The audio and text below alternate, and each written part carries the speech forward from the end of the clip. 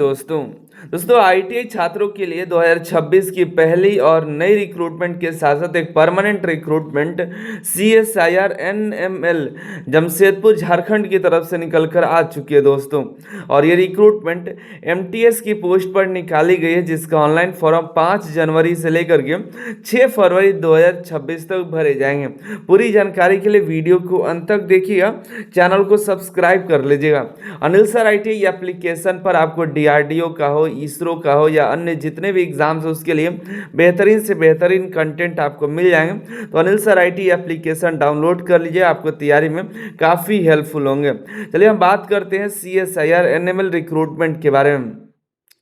ये जो रिक्रूटमेंट निकाली गई है, टोटल 22 सीटों पर वैकेंसी निकाली गई है, जिसमें पहले 14 पोस्ट पर रिक्रूटमेंट है 10th पास आउट कैंडिडेट के लिए।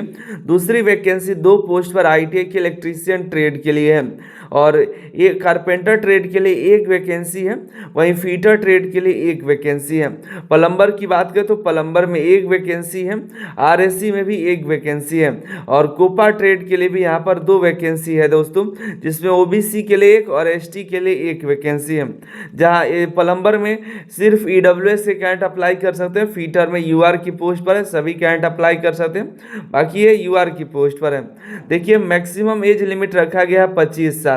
लेवल 1 की वैकेंसी है 18,000 से लेकर के 59,900 तक का आपका बेसिक पे रहने वाला है। अप्रोक्स सैलरी 36,000 पर मंथ आपको लगभग बनने वाली है दोस्तों, और भी कई सारे अलाउंसेस इससे मिल सकते हैं। जॉब डिस्क्रिप्शन देख लीजिए कि क्या काम आपको करने हैं। यहाँ पर क्वालिफिकेशन की बात करें तो मैट्रिक पास आउट होना चाहिए, जो पोस्ट कोड 1 था पहला जो था। उसके बाद रिलेवेंट ट्रेड में आईटीआई पास आउट होना चाहिए। इसके अलावा आपके कोई एक्सपीरियंस की ज़रूरत नहीं है, नहीं अप्रेंटिसशिप की ज़रूरत है। फ्रेशर जो electrician, carpenter, fitter, plumber, RSC और कोपा जैसे ट्रेड के कैंडिडेट्स यहाँ पर अप्लाई कर सकते हैं। ठीक है, आगे बात करें सिलेक्शन प्रोसेस का, तो सिलेक्शन प्रोसेस जो है रिटेन एग्ज़ाम के आधार पर होगा। जो आपका रिटेन एग्ज़ाम होगा उसी के आधार पर होगा। इसके अलावा कोई भी अलग से ट्रेड टेस्ट या पीटी जैसा कुछ नहीं होगा, बस रिटेन टेस्ट निकाल लीजिएगा, हो जाएगा। रिटेन टेस्ट 150 नंबर का होगा, जो कि 10th स्टैंडर्ड का आपका एग्जाम होने वाला है। 2 घंटे का आपका एग्जाम होगा। इसमें जनरल इंटेलिजेंस से आपके 25 क्वेश्चन, 25 एप्टीट्यूड से, 50 जनरल अवेयरनेस से, 50 जनरल इंग्लिश से क्वेश्चन है। टोटल 150 क्वेश्चन रहेगा, जिसमें जनरल इंटेलिजेंस 75 नंबर का 3 नंबर का एक क्वेश्चन होगा। और यहाँ पर देखिए ये भी सभी क्वेश्चन जो है 3-3 नंबर का होगा। निगेटिव मार्किंग यहाँ पर 1 निगेटिव मार्क है, जो जितने गलती करेंगे तो 1 निगेटिव मार्किंग है, 1 नंबर आपके काट लिए जाएंगे। मेरिट जो तैयार किया जाएगा रिटेन एग्जाम के आधार पर ही आपके तैयार किए जाएंगे। तो अच्छा आप अगर स्कोर करते हैं तो आपको सिलेक्शन यहाँ पर होने वाला है। आगे बात करें दोस्तों यहाँ पर एज का, तेज 18 से 25 साल है। SC/ST को 5 साल का छूट, ओबीसी को 3 साल तक का छूट मिल जाता है।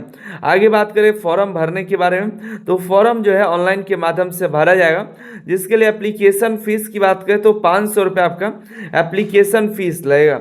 ऑनलाइन फॉर्म भराएगा उसके लिए 500 एप्लीकेशन फीस है, जिसमें आपको जो SC/ST, PWD दिव्यांग कैंडिडेट है उनका फीस नहीं लगेगा। बाकी सभी कैंडिडेट का यहाँ पर 500 रुपये का एप्लीकेशन फीस लगेगा। ऑनलाइन फॉर्म भरा जा रहा है, तो ऑनलाइन के माध्यम से आपको फॉर्म अप्लाई करना है।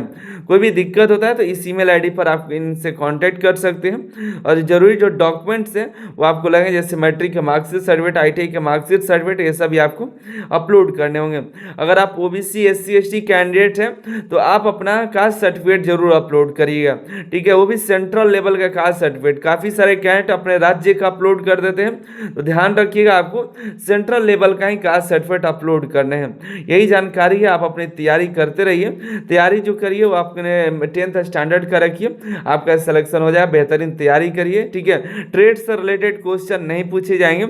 आपके जो जनरल एप्टीट्यूड है या क्वांटिटेटिव एप्टीट्यूड है, जनरल अवेयरनेस हो गया, रीजनिंग हो गया, इंग्लिश हो गया, इसी से आपके क्वेश्चन पूछे जाएंगे। इसके अलावा अलग से जो है आपके ट्रेड से कोई क्वेश्चन नहीं पूछा जाएगा। ठीक है, तो बेहतरीन है जिसका ट्रेड में नॉलेज कम है, जो नॉन टेक बेहतरीन तैयारी किए हुए हैं, तो उनके लिए ये बेहतर रिक्रूटमेंट है, बेहतर वैकेंसी है। हालांकि सीटों की संख्या कम है, लेकिन क्या करना है, इसमें इतनी ही वैकेंसियाँ निकल कर आती है, 1-2 पोस्ट है बाकी आप अभी इसके अलावा डीआरडीओ की फॉर्म भर सकते हैं। डीआरडीओ है, इस इसरो का तो एग्ज़ाम चल रहा है, और भी कई सारे रिक्रूटमेंट्स हैं। अनिल सर आईटी वेबसाइट पर आपको मिल जाएगा।